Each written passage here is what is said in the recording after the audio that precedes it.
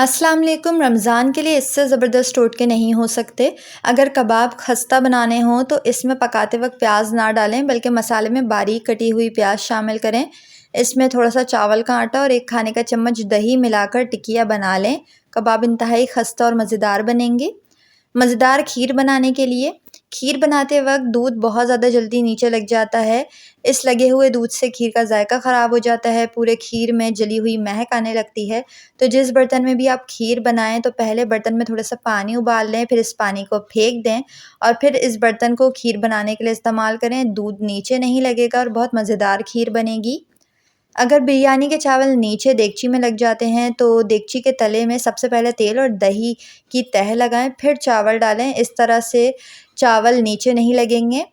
अफ्तार में घर का बना हुआ ताज़ा फलों का जूस इस्तेमाल करें। फ्रेश जूस पीने से जिस्म की कमज़ोरी में भी कमी आती है। इसके अलावा बाज़ारी जूस सेहत के लिए सही नहीं।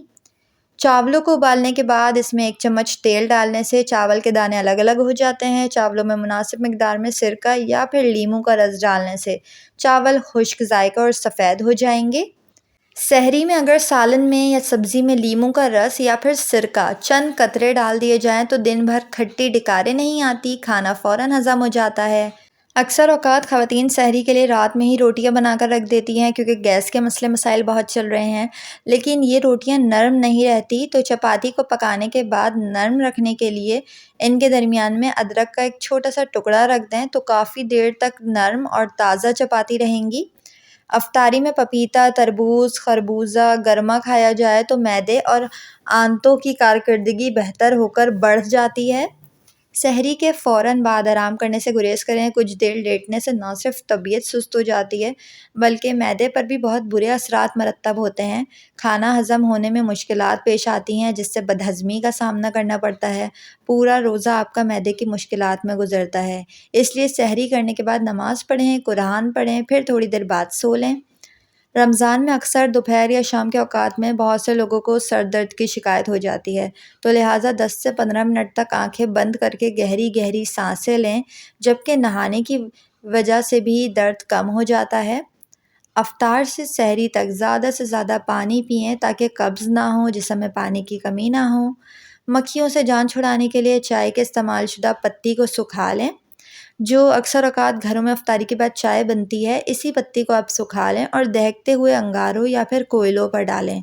मक्खियाँ फ़ौरी तौर पर भाग जाएंगी। फ्रिज बंद रहने की वजह से इसमें मौजूद सब्जियां, फल ख़राब हो जाते हैं और आजकल तो रमज़ान में वैसे भी लाइट बहुत जा रही है, लोड शेडिंग का मसला है, तो फ्रिज के अंदर एक अदद सिक्का रख दें। इसमें मौजूद सब्जियां, फल जल्दी ख़राब नहीं होंगे। रमज़ान में बर्तन धोने की वजह से आपके हाथ फट जाते हैं, ख़राब हो गए हैं, तो टूथपेस्ट हाथों पर लगाकर रात भर के लिए छोड़ दें, फिर सुबह सहरी में उठकर हाथ धो लें। हाथ बिल्कुल नरम मुलायम हो जाएंगे। अक्सर चाय की छलनी में चाय छानते-छानते वो काफ़ी गंदी हो जाती है, इसमें पत्ती फँस जाती है, जो साफ़ करने पर भी साफ़ नहीं होती। तो मेहनत से बचने के लिए बहुत ही ज़्यादा आसान टिप है। इस पर अमल करके आप अपनी चाय की छलनी को बेहद आसान तरीके से साफ़ कर सकती हैं। ध्यान रहे कि आपकी चाय की छलनी स्टील की हो, प्लास्टिक की ना हो। इसको आँख के ऊपर रख कर जलाना है, वो अंदर से पूरी तरह लाल हो जाए बस।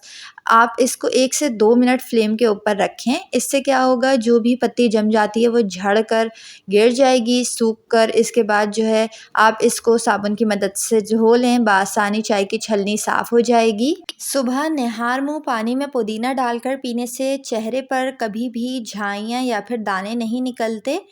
अफ्तारी में अचानक अगर मेहमान आ जाएं तो फ़ौरन बहुत ज़्यादा तादाद में शरबत बनाने के लिए 3 पाव चीनी शरबत की खाली बोतल में डालकर ऊपर से थोड़ा सा नीम गर्म पानी डालना है। चीनी घुलकर शीरा तैयार हो जाएगा।